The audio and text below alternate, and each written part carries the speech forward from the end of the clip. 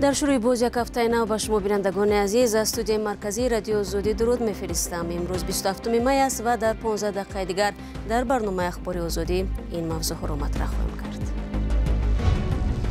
سیل حیات یک نورس را در نویه فرخار از بین برد و صدها خانه و زمین کشت را ویران و زیر آب گذاشت. شارحان غربی میگویند فشار بالای مهاجران تاجیک مسئله حضور سربازان روز در تاجیکستان را مطرح میکند. امام علی رحمان گفت تشویش به اساس است. در دوام این قدر سالها ما موقع خود را دیگر نکردیم و تصمیم نداریم که دیگر کنیم. و فیلم دانه انجیر معابد کارگردان ایرانی محمد رسولوف در جشنواره کن جایزه گرفت، ولی با چی نرخی؟ ایران جغرافیایی رو ترک کنم و در ایران فرهنگی به زندگیم ادامه بدم. در نتیجه اومدن سیل در ولایت ختلان یک دختر 12 ساله از نویه فرخار جان باخته است. کمیته حالتهای فوق‌العاده میگوید جسد او را از جمعیت لنگر نویه شمزین شاهین یافتند. حادثه روز 25 می رخ داد. نظر پیوندانش دسترس نیست. مقامات میگویند او هنگام یاری به پدرش در چراگاه در نویه مومین‌آباد زیر سیل ماند. بر اثر باران زیاد در بسیاری از گوشه‌های تاجیکستان سیل آمده راهخانه و پل‌ها را ویران کرده است. به اطلاع رسمی تنها در 2 روز گذشته زیاده از 200 خانه و انشاءات دیگر زیان دید. از جمله در نویه شهر نو روز 26 می بیش از 50 خانه زیر آب مانده 2 پل ویران شده است. در نویه فیض‌آباد مجبور شدند که ساکنان یک دهه را بکوچانند تا زیر یرچی نمانند. در ولایت ختلان و منطقه رشت نیز ویرانگری‌های سیل ثبت شده است.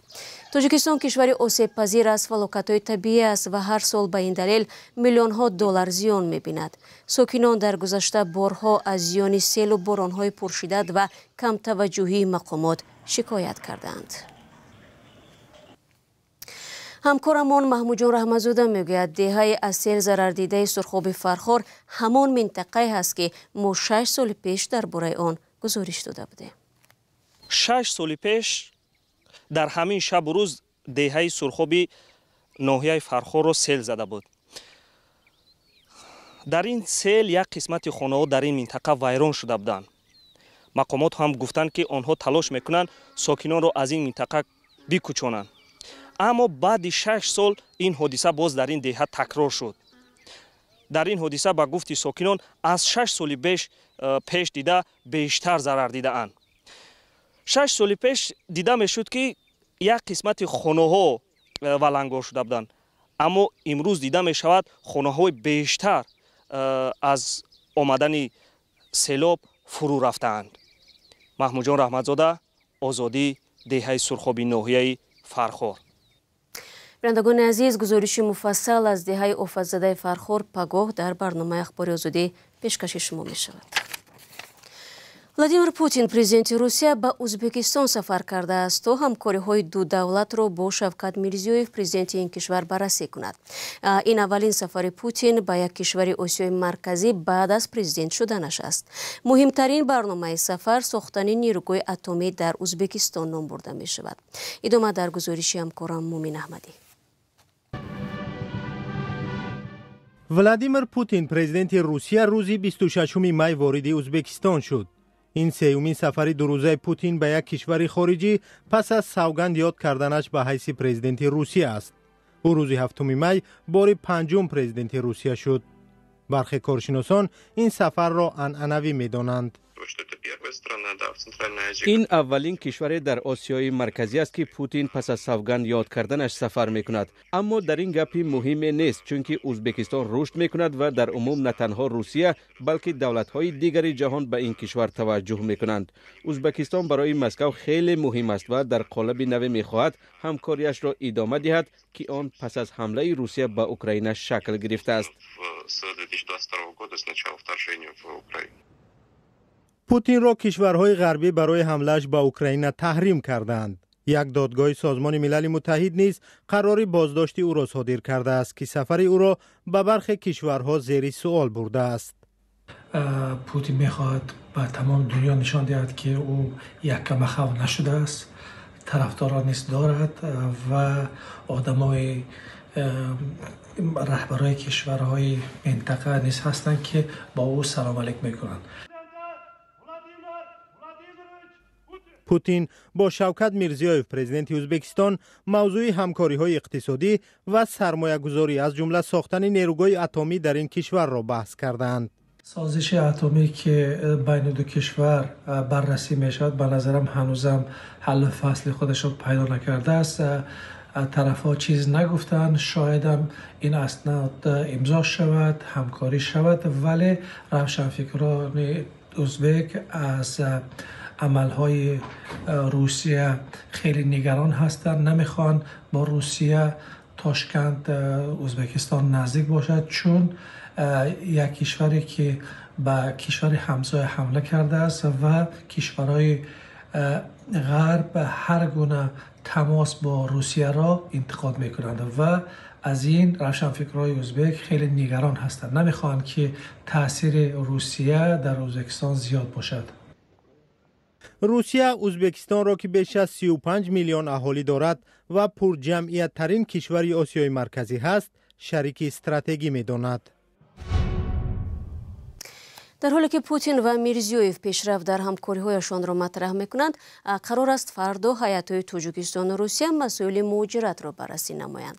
موضوعی که در چند هفته اخیر و بخصوص بعد حمله در تالار کراکوسی مسکو مناسبت دو کشور را به نوعی پیچیده کرده است و مطرح شدن این مسئله حساس را رئیس جمهوری تاجیکستان در روز غلبه با ولادیمیر پوتین در میان گذاشته بود. در این بین شارحان غربی میگویند فشار بر تاجیکستان میتواند به سرنوشت پایگاه نظامی روسیه در تاجیکستان تاثیر گذارد. تفصیلات در گزارشی همکارانم ارشاد سلیمانی و امیر سویف. پال کابل متخصص امور بین الملل و در گذشته کارمند وزارت امور خارجه ایالات متحده آمریکا در پایگاه جیمستاون فوندیشن با پشتگردانی ایریون از روسیه می نویسد که مسکو نگران است که پایگاه‌های نظامی خود در ارمنستان و تاجیکستان را از دست می‌دهد. این تحلیلگر با تاکید به اظهار نظر برخی از کارشناسان امنیتی روسیه گفته است که دوشنبه از مناسبات روسیه با مهاجران در پی حادثه کراکوس از عملکردهای ارمنی‌ها الهام گرفته است و می‌تواند بستن پایگاه را طلب کند. اما امامعلی رحمان رئیس جمهوری تاجیکستان در سفر اخیرش به روسیه گفت کشورش این تصمیم را ندارد.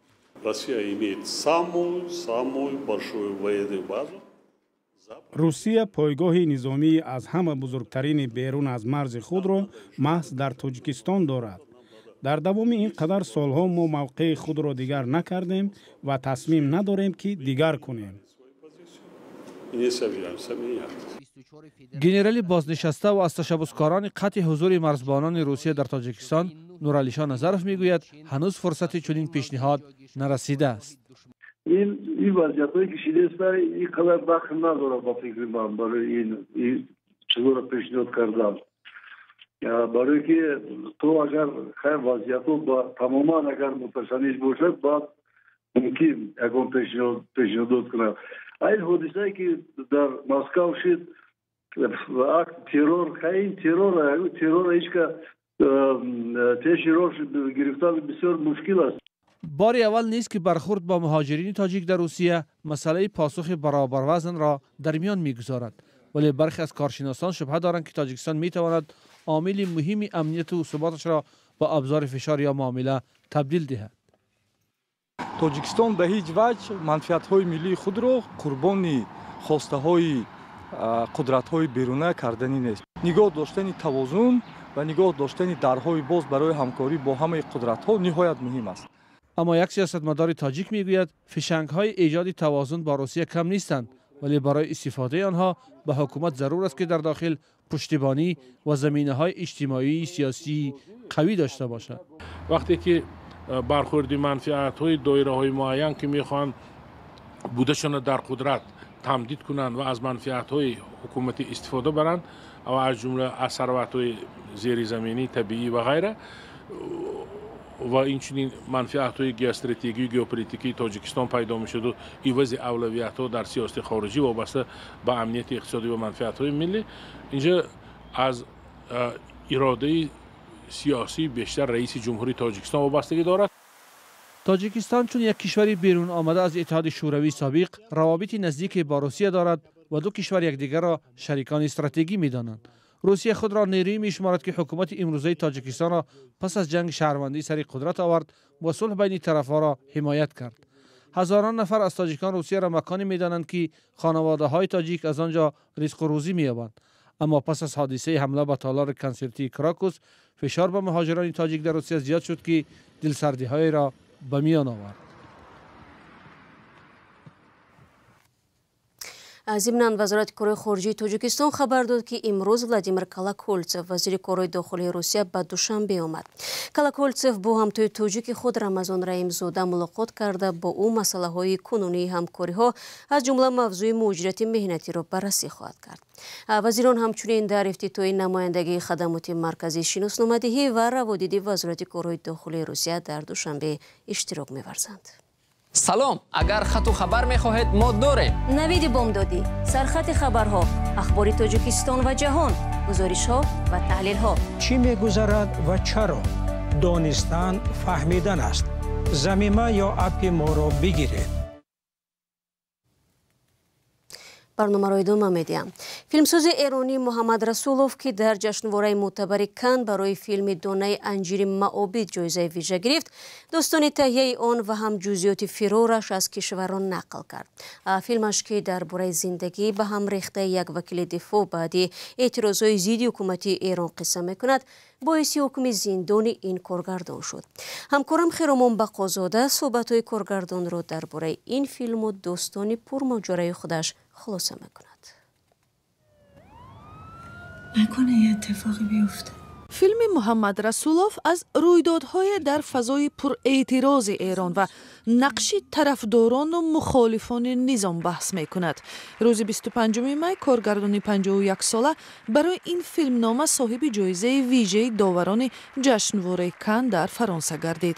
محمد رسولوف گفت بسیار صحنه‌های از اعتراضها در فیلم دانه انجیری معابد پنهانی از اعتراضهای بعد مرگ مهسا امینی در سال 2022 ثبت شده است.